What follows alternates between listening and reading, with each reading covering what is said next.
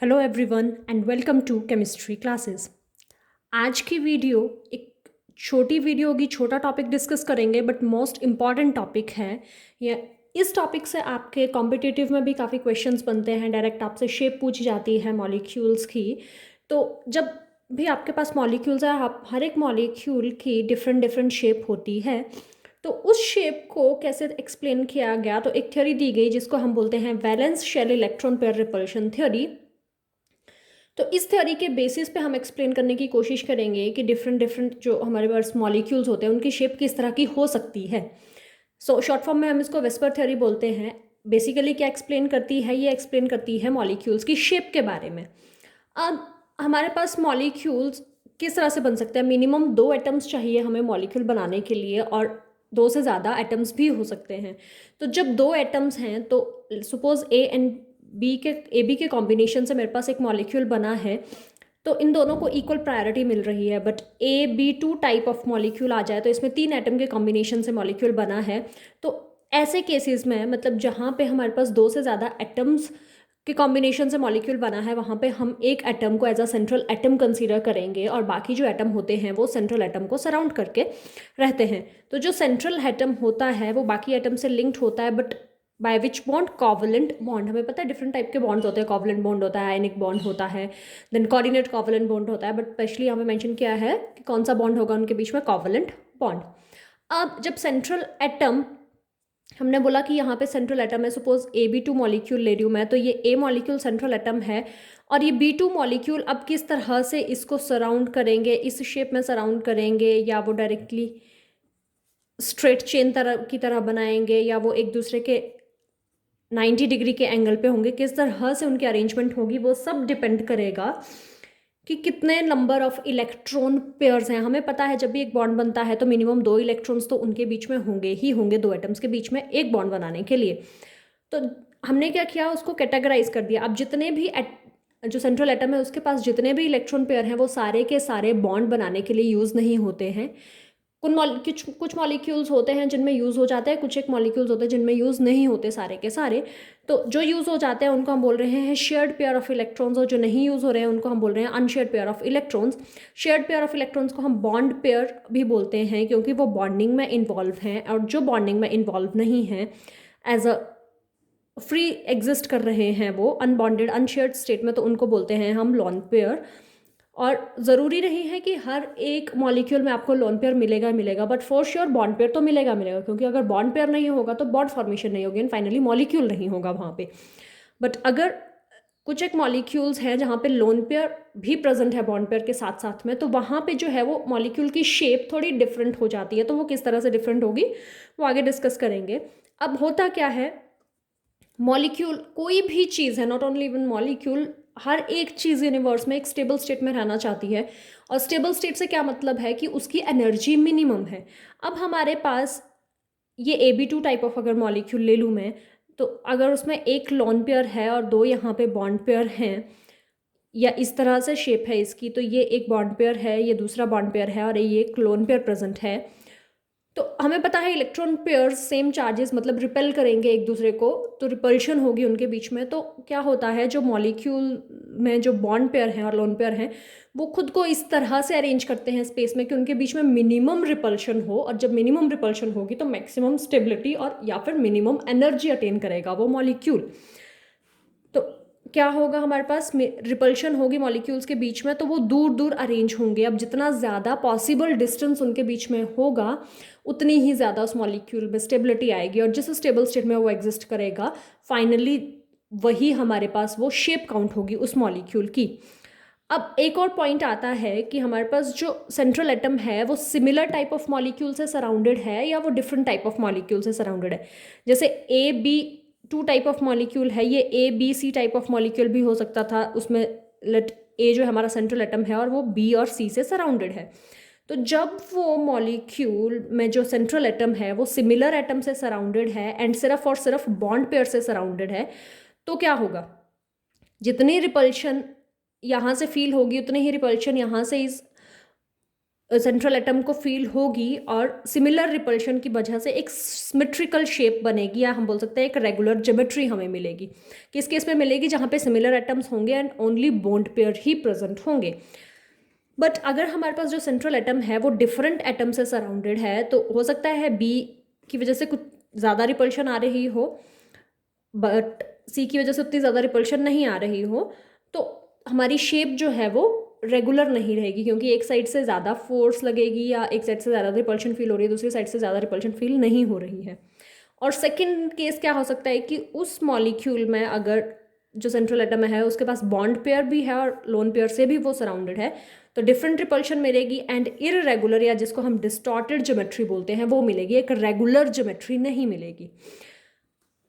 अब एक important point जो वेस्पर थ्योरी से निकल के आया कि अगर हमारे पास जैसे यहाँ पे सिर्फ अगर बॉन्ड पेयर है तब तो ठीक है कि बॉन्ड पेयर और बॉन्ड पेयर के बीच में ही रिपल्शन होनी है, बट जब bond pair as well as lone pair present हैं तब हमें कैसे पता चलेगा कि किस में कितनी रिपल्शन हो रही है, किस साइड से कितनी रिपल्शन हो रही है? तो वेस्पर थ्योरी ने एक ऑर्डर दिया हमारे पास रिपल्शन का, इलेक्ट्रॉन पेयर्स के रिपल्शन के बीच में। तो फर्स्ट जो है वो है लोन पेयर और लोन पेयर। जब भी दो लोन पेयर प्रेजेंट हैं और साथ में एक बॉन्ड पेयर प्रेजेंट है, तो लोन पेयर और लोन पेयर के बीच में रिपल्शन सबसे ज़्यादा होगी एंड लोन पेयर और बॉन्ड पेयर के बीच में रिपल्शन उससे कम होगी। एंड वहाँ पे अगर एक और दो बॉन्ड पेयर प्रेजेंट है सपोज एंड दो ही लोन पेयर प्रेजेंट है, तब ऑर्डर क्या रहेगा? सबसे ज़्यादा रिपल्शन जो होगी वो हमारी लोन पेयर और लोन पेयर के बीच में होगी, then lone pair and bond pair के बीच में होगी, एंड सबसे कम जो रिपल्शन होगी that will be in bond pair and bond pair. ये हम पहले ही बात क्लियर कर चुके हैं कि जो एग्जैक्ट शेप है मॉलिक्यूल की वो डिपेंड करेगी वो जो सेंट्रल एटम है वो कितने नंबर ऑफ इलेक्ट्रॉन पेयर से सराउंडेड है। हमारे पास टोटल इलेक्ट्रॉन पेयर कितने हैं वो देखेंगे, उसके बाद देखेंगे कि उन इलेक्ट्रॉन पेयर में से कितने electron pair as a bond pair act कर रहे हैं और कितने as a lone pair act कर रहे हैं, फिर ही हम जो है वो शेप बता सकते हैं। अब ये जो आपके पास टेबल दिया गया है इसमें मैं up to 6 electron pairs discuss करूंगी डिफरेंट एस्पेक्ट के साथ, कि अगर मेरे पास एक ऐसा मॉलिक्यूल है जिसका सेंट्रल एटम जो है वो दो ही इलेक्ट्रॉन पेयर से सराउंडेड है, दो ही इलेक्ट्रॉन पेयर से सराउंडेड है, तो वो मॉलिक्यूल और उसके पास जो है वो सिर्फ और सिर्फ बॉन्ड पेयर ही है। ये आपका कॉलम बॉन्ड पेयर बता रहा है, ये वाला आपका कॉलम लोन पेयर बता रहा है, एंड ये जो मैंने फॉर्मूला लिखा है ये मॉलिक्यूलर फॉर्मूला बता रहा है, मॉलिक्यूल का फॉर्मूला बता रहा है फाइनली। तो अगर टोटल इलेक्ट्रॉन पेयर उस सेंट्रल एटम के पास दो हैं और वो दोनों के दोनों as a bond pair act कर रहे हैं, मतलब बॉन्ड पेयर एक्ट कर रहे हैं मतलब वो किन्हीं दो एटम के साथ बॉन्डेड है सेंट्रल एटम, सो मॉलिक्यूल मेरा होगा AB2 टाइप का। एंड मिनिमम रिपल्शन कब मिलेगी? जब वो एक दूसरे के एंटी प्रेजेंट होंगे। यहाँ पे सेंट्रल एटम प्रेजेंट है, एक इस डायरेक्शन में लाई करेगा और एक इस डायरेक्शन में लाई करेगा, तो मैक्सिमम डिफरेंस रह रहा है उनके बीच में, सो स्टेबल स्टेट आएगी। तो तब जो हमारे पास ज्योमेट्री होगी मॉलिक्यूल की वो लीनियर होगी, एंड ये हम ज्योमेट्री बता रहे हैं और ये हम एग्जैक्ट शेप मॉलिक्यूल की बताएंगे। अब शेप और ज्योमेट्री में डिफरेंस है। जब आपसे क्वेश्चन में ज्योमेट्री पूछा गया हो तो आपको एग्जैक्ट वो बताना है कि इलेक्ट्रॉन स्पेयर ओरिएंटेड किस शेप में है, किस स्पेस में किस तरह से ओरिएंटेड हैं, तो वो ज्योमेट्री बताएगा। बट जो हम शेप की बात करते हैं तब हम लोन पेयर कहाँ ओरिएंटेड है स्पेस में उसको कंसीडर नहीं करते हैं, हम सिर्फ और सिर्फ देखते हैं कि हमारे जो बॉन्ड पेयर्स हैं, जो एटम बॉन्डेड हैं, वो किस तरह से अरेंजमेंट शो कर रहे हैं और फाइनली एक बॉन्ड बना रहे हैं। सो हमारे पास ज्योमेट्री आ गई लीनियर, एंड दोनों के दोनों बॉन्ड पेयर थे, तो ये सेंट्रल एटम A आ गया मेरे पास एंड B मेरे पास साइड में बॉन्ड बना के एक शेप बना दी दैट इज लीनियर। और इस तरह के मॉलिक्यूल कौन कौन से हो सकते हैं? CO2, BF2, AgCl2, इस तरह के मॉलिक्यूल्स हो सकते हैं। सेकेंड, अगर टोटल इलेक्ट्रॉन पेयर 3 हैं तो टोटल इलेक्ट्रॉन पेयर 3 में से क्या क्या केसेस बन सकते हैं? या तो तीनों की तीनों ही हमारे बॉन्ड पेयर एक्ट करें, या दो बॉन्ड पेयर एक्ट करें और एक जो है वो मेरा as a lone pair act करे। तो जब तीनों के तीनों as a bond pair act कर रहे हैं तब मेरा मॉलिक्यूल होगा AB3 type of molecule. And अब जो एग्जैक्ट शेप बनेगी, ज्योमेट्री बनेगी जहाँ पे मिनिमम रिपल्शन मिले मुझे, वो होगी ये सेंट्रल एटम है एंड वो ट्रायंगुलर शेप में आएगा। और ट्रायंगल कैसे होती है? प्लेनर होती है, इसलिए ट्रायंगुलर प्लेनर उस ज्योमेट्री का नाम होगा।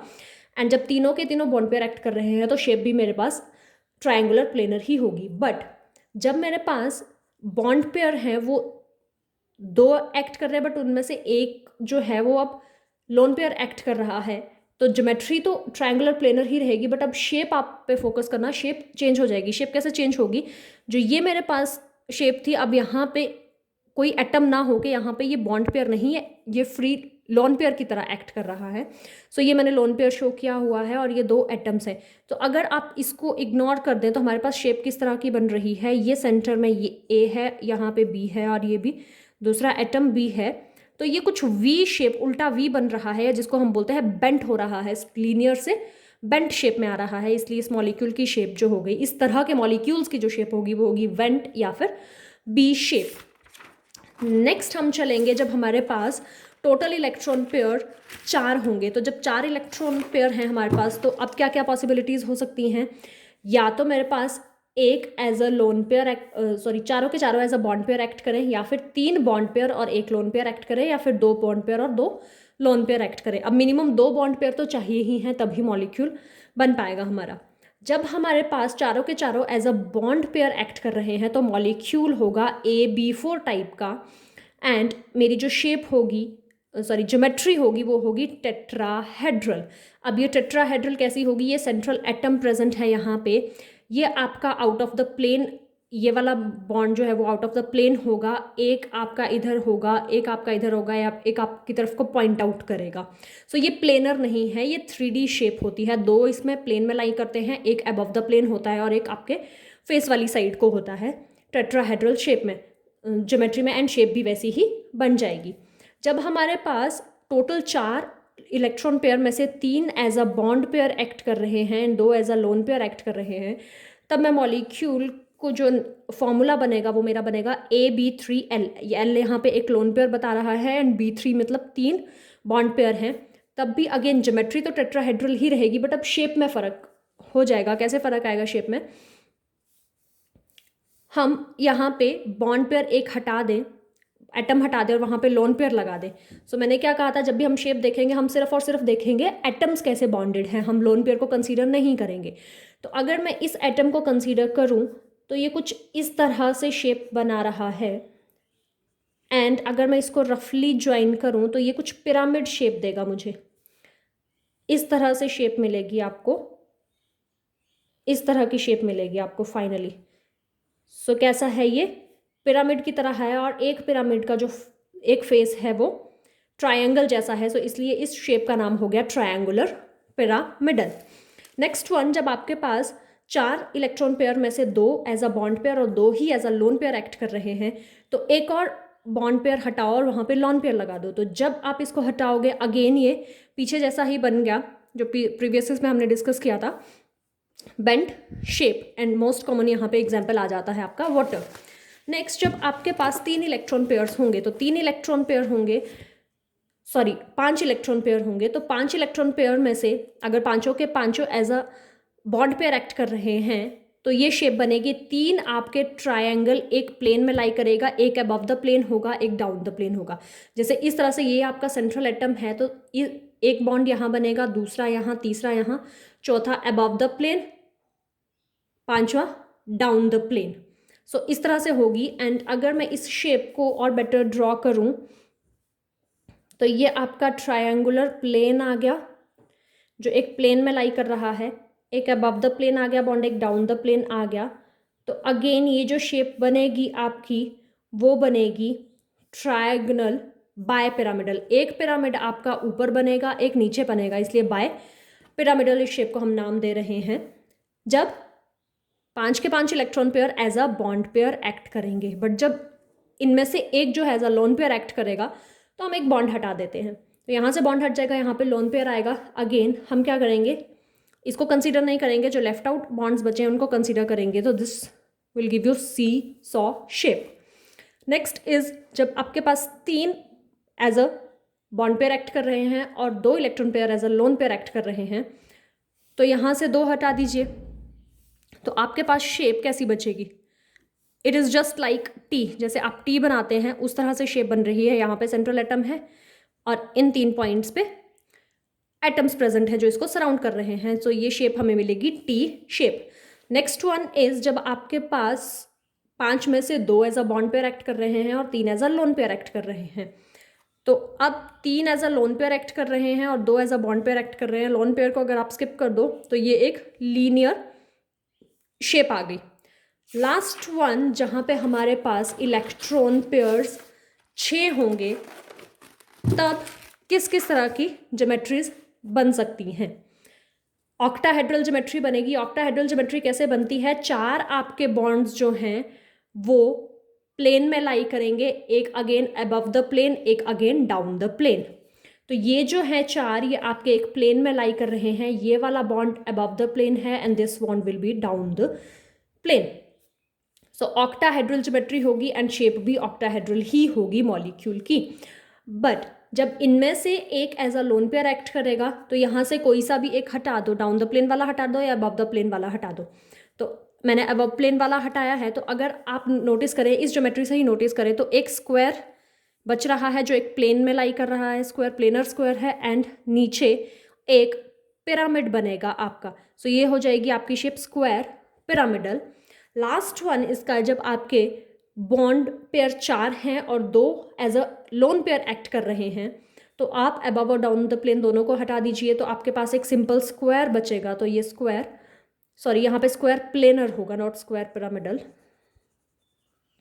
तो ये जो शेप बनेगी ये आपकी बनेगी स्क्वायर प्लेनर। सो ये था सब वेस्पर थ्योरी के बारे में, जो हमें लोन पेयर और बॉन्ड पेयर की हेल्प से शेप आइडेंटिफाई करना बताता है। So that's all in this video. Thank you.